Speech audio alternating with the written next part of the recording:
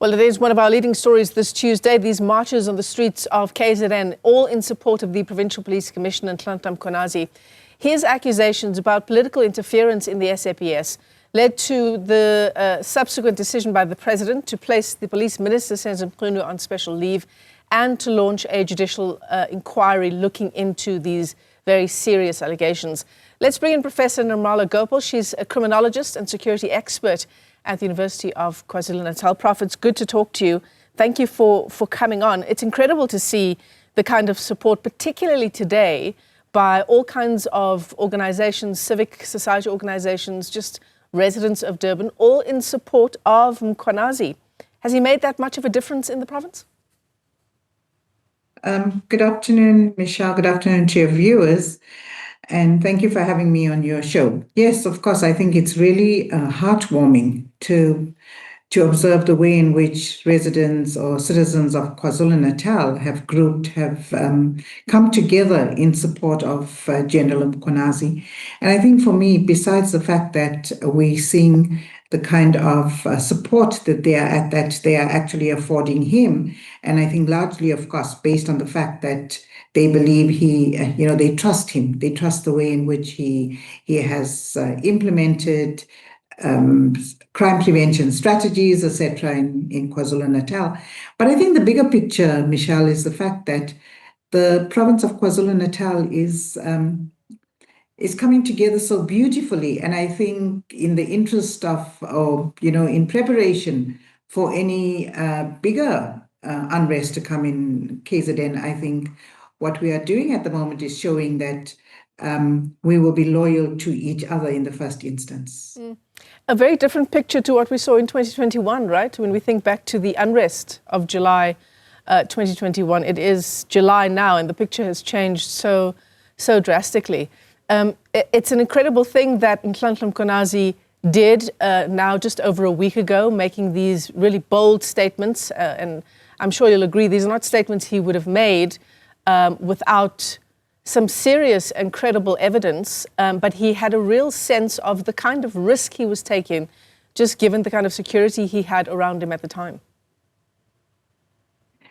So, yes, Michelle, I think, I've said this previously, I personally don't believe that he would have made such serious allegations in the absence of credible evidence. So I absolutely believe that he has that credible evidence. Now it's about the task team, which we know is very controversial in nature, but it's the role of the task team now to access that information from him and the other institutions or parties that he will actually direct the task team to. So I don't in any way believe that there is no credible evidence. I don't think he would risk his reputation to make such a huge allegation, especially given the enormity of the situation and the fact that the entire country has its eyes on him and has its eyes on the evidence that's going to surface at some point or the other. Was this a missed opportunity, in your opinion, Professor Gopal, the way the President has chosen to deal with these allegations that Nhlanhla Mkhwanazi made?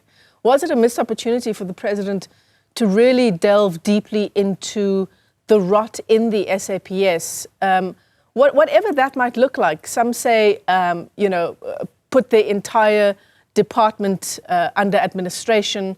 There are a whole lot of suggestions from the sidelines, but a judicial review with 3 people looking into allegations that must surely run so deep into the SAPS and into the criminal justice system now has 3 months and then 6 months to report back.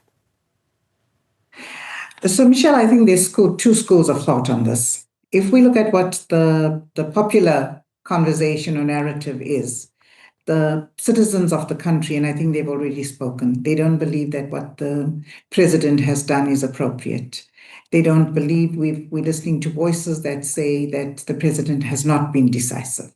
And I think there's also a great deal of anger, upset, frustration with the President at this point in time, because I think what the country was looking for, like you say, perhaps an overhaul of the criminal justice system and make that quite public in the terms of reference, that has not been done, etc. The second school of thought is to understand the point of view of the President himself. At the end of the day, there's still a country governed. And I think if he goes too drastic, and this is my observation, if he goes too drastic, then the internal security of the country will be undermined and under threat. And he has to absolutely keep his eye on the bigger picture. But having said that, I think he's not very popular at the moment especially amongst KwaZulu-Natal citizens. And perhaps this is a missed opportunity. Perhaps this was the time for him to have designed the terms of reference in a way that will lead us down some rabbit holes. We've not seen the terms of reference in terms of its drill down indicators, etc. But hopefully the terms of reference is drilled down, and that at some point, some of that terms of reference at least becomes public. I think what we forget all the time, and what the state seems to forget all the time, or the government, is that this is a constitutional democracy, and the voice of the people are just so critical in terms of how we govern and what we govern. I think that's really critical. Yeah, certainly. If we just think back to what Nhlanhla Mkhwanazi had to say in what was really a seismic moment, people called it all kinds of things, a bombshell briefing, but it explains what he's outlined as corruption at the very top echelons of the police, even prosecutors, even members of the judiciary, he says. It goes some way to explain, Professor Gopal, if proven to be true, why we cannot get to the bottom of criminality in the country, in particular parts of the country, for example, where things like gangsterism just continues unabated. I'm thinking of areas in Johannesburg, in KZN, in the Western Cape. So, Michelle, I think there has to be a will. There has to be government will in this country to say we want to change the tide. We want to change the status of what has been happening. We want to see an improvement. I'm not sure at this point in time how strong that will is from the government, because at the end of the day, the country needs those resources. You need your criminal justice system in all its forms to come together and be able to prosecute based on credible evidence. Until now, both anecdotal as well as empirical evidence points to the fact that we see so little.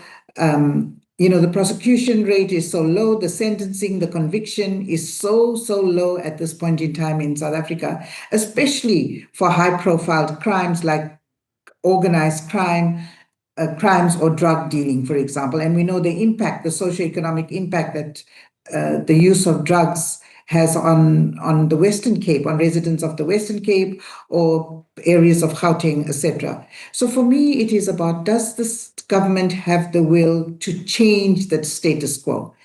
Yes, no. If yes, what are your plans? If no, why not?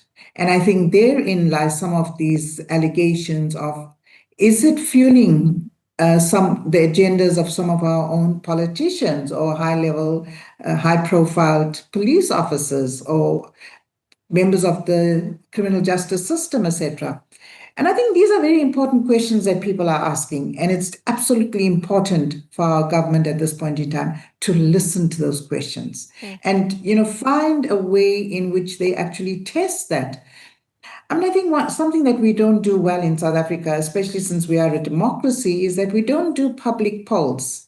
We don't do surveys, large-scale surveys where we go, like the way in which we would do our census, and do one specifically on safety and security, do one specifically that focuses on SAPS and the courts and the process of prosecution and sentencing. That is one of the, I think, more credible ways in which we'll begin to also understand whether our population has trust and the levels of trust that they have in the criminal justice system. We just absolutely have to start implementing those tools that we have available to us.